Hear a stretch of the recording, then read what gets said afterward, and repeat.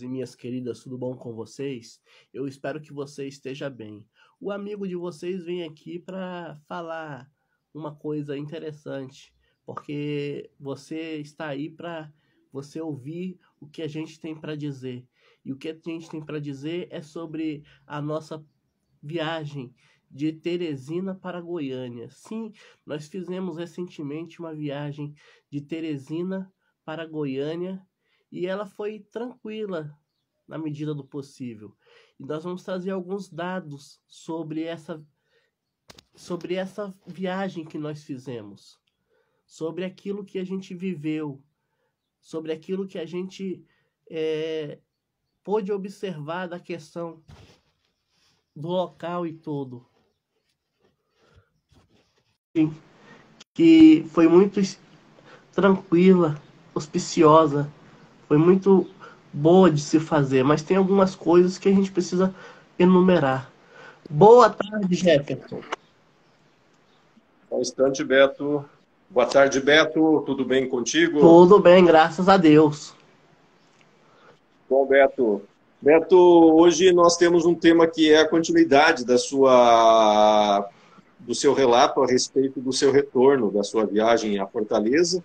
O trecho Fortaleza-Teresina você já comentou na live passada. E hoje ainda falta você trazer-nos aí a questão dos detalhes do trecho entre Teresina até Goiânia. Então, foi uma viagem tranquila, como eu estava comentando aqui agora há pouco. Só que tem algumas coisas que tem que ser observadas com relação a esse trajeto que eu fiz. Qual seria essa observação positiva ou negativa que você teve desse trecho, Beto? Já que você fez a viagem por partes, né?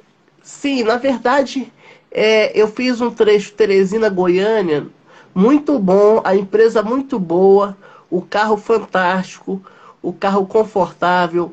Foi Satélite Norte. Quando a gente é bem tratado, fornece um bom serviço, a gente até quer falar mais no nome da empresa. Satélite Norte, Teresina até Goiânia pelo Maranhão. Não foi pela Bahia, foi pelo Essa empresa, Maranhão. essa empresa que você menciona, a Satélite Norte, é uma empresa que eu nunca tinha ouvido falar, Beto. Ela é uma empresa que atua só nesse trecho, norte, nordeste, centro-oeste e nordeste. Ela faz Goiânia, Florianópolis também. Ela faz aqui para o sul também, então. Sim, ela faz. Entendi. E qual a tua percepção, Beto, entre o trecho de Teresina até Goiânia com relação já que você fez pelo Maranhão, ao asfalto de boa qualidade, o trânsito, como é que foi essa questão? Na verdade, o asfalto muito bom, a pista muito boa. A única coisa que eles poderiam fazer é colocar um pouco de iluminação nela e fazer a duplicagem. Mas o estado dela, do asfalto, da pista, estava bem conservado.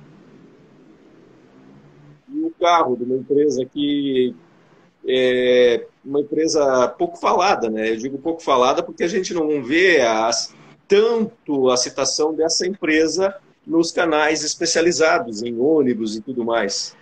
Na verdade, ela começou no Centro-Oeste e faz Nordeste com mais precisão, vamos colocar dessa maneira.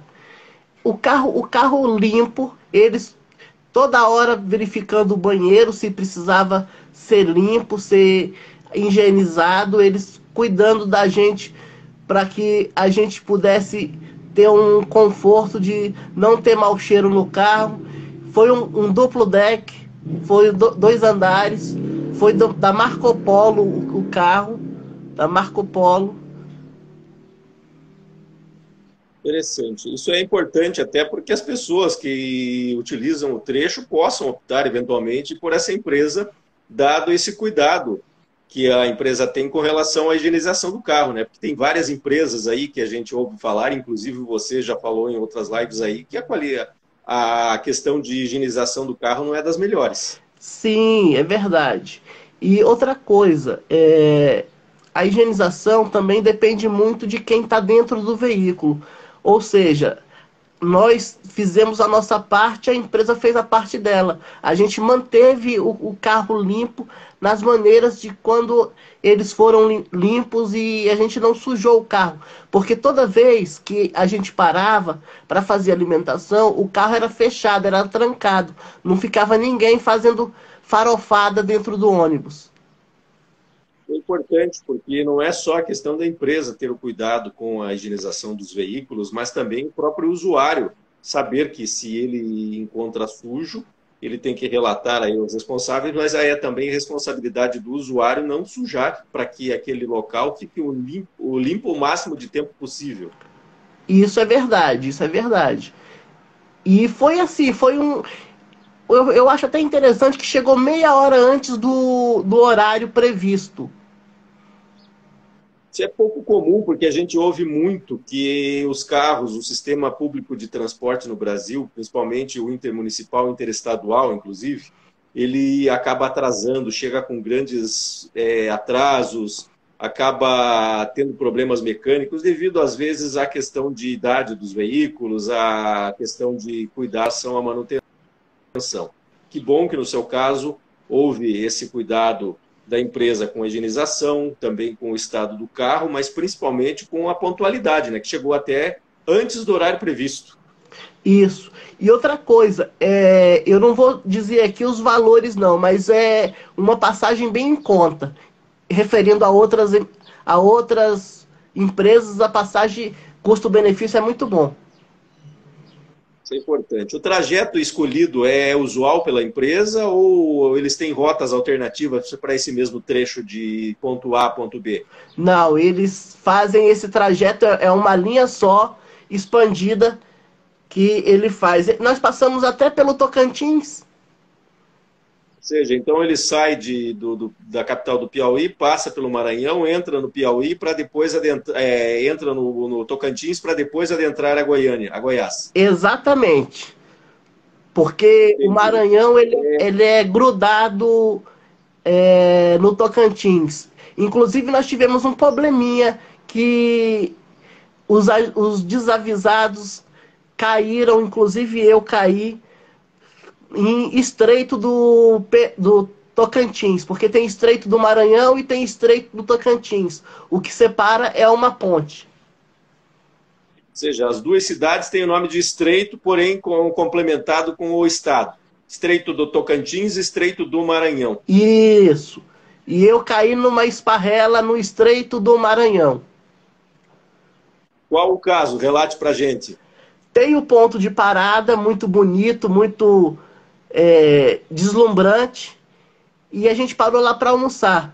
Só que a uns 50 metros, não vai nem 50 metros, uns 10 metros, tem uma serviço. Estavam servindo prato feito a R$ 20. Enquanto lá no restaurante era R$ 89,90. Só que Nossa, é do mesmo dono.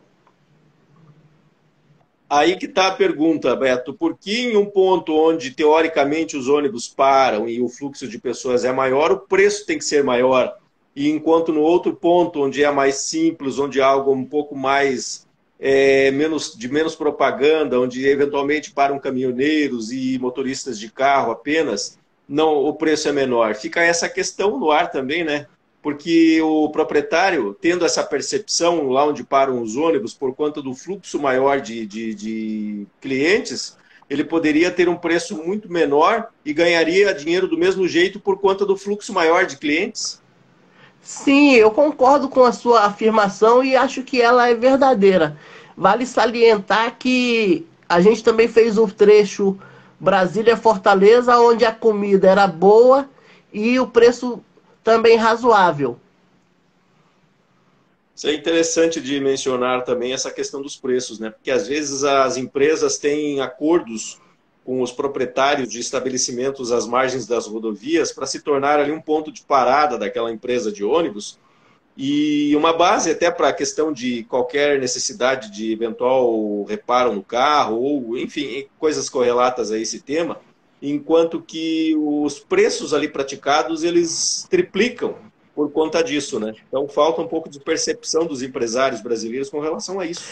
Eu diria até que pode estar acontecendo um cartel nessa região, porque na verdade toda empresa acontece isso, toda empresa tem o ponto de parada e muito dificilmente no ponto de parada a comida vai ser barata. É justamente isso que se observa, né? Aqui no Sul nós temos uma rede de postos aí entre Curitiba e São Paulo também, que é uma empresa bastante, é uma rede de postos bastante grande. E nos pontos de parada de várias empresas de ônibus, os preços simplesmente duplicam, até triplicam normalmente em outros pontos onde não se param os ônibus costumeiramente, da mesma rede de postos. Então isso caracteriza cartel, sim, por conta desse aumento abusivo de preços, onde os proprietários devem deduzir que estão sendo transportados ali grandes empresários que têm altas cifras de dinheiro para gastarem nesses pontos de parada, enquanto que na realidade são pessoas comuns que às vezes têm seu dinheirinho contado para aquela viagem e não se dispõem a gastar aquele absurdo de preço, ficando até com fome por conta dos altos custos que estão ali embutidos nos alimentos desses pontos de parada. Eu gostaria de dizer o seguinte, eu não sou o problema é a qualidade da comida. A qualidade da comida é o pior fato, porque a qualidade não é boa.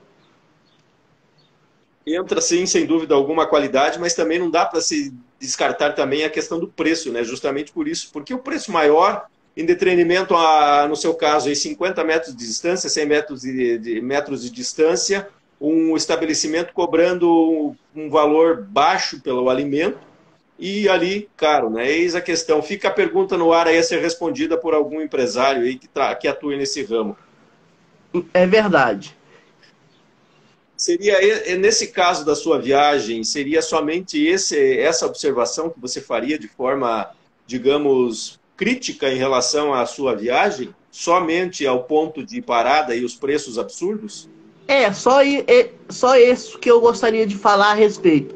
E outra coisa, nós paramos em outros pontos de parada. E o preço era bem mais acessível. Mas eu já estava resguardado porque eu comi um salgado que eu achei que não caiu bem em Teresina, aí eu não me alimentei. Eu tomei só suco de laranja. Eu queria se resguardar nesse caso. E o trecho de Goiânia a Brasília, Beto, foi normal também? Foi tudo tranquilo? Foi dentro do horário? Que foi, digamos, o último trecho da sua viagem? Foi o último trecho da minha viagem. Eu gostaria de falar desse trecho de Goiânia a Brasília numa outra oportunidade, porque eu quero falar bem a fundo com relação a esse trecho que eu faço com certa regularidade.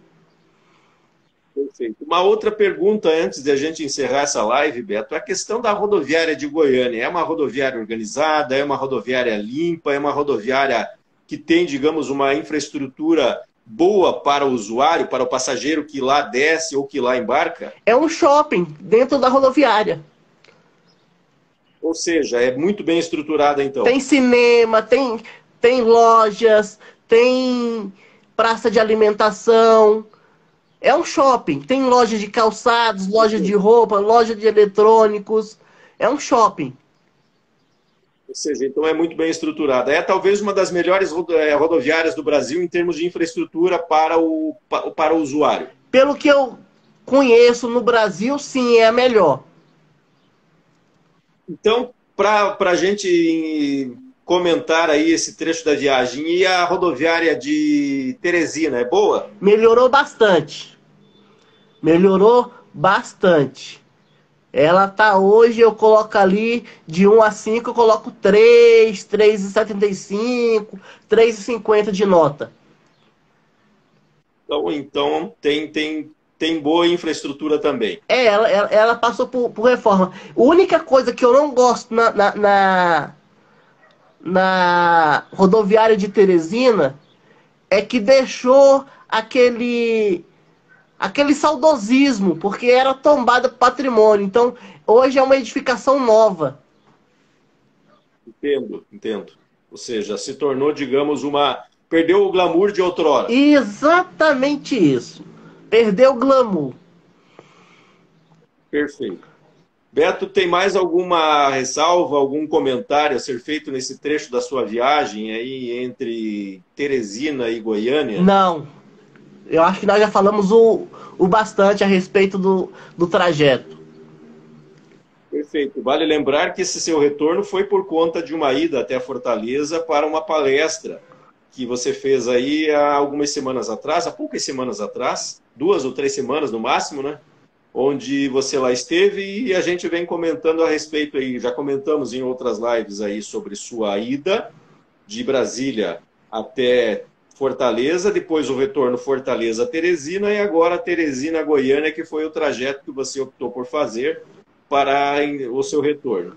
Quem quiser assistir aí é só entrar aí no canal e procurar as outras lives para ter a continuidade, né? O início desse relato da sua viagem de ida e também desse retorno. Lembrando que o nosso Telewatts continua funcionando. Se você é novo, para aí e anota 61 3575 6555. Você fala diretamente comigo. Perfeito, Beto. Um abraço, agradeço até a próxima aí a sua. transmissão. Até a próxima, tudo de bom.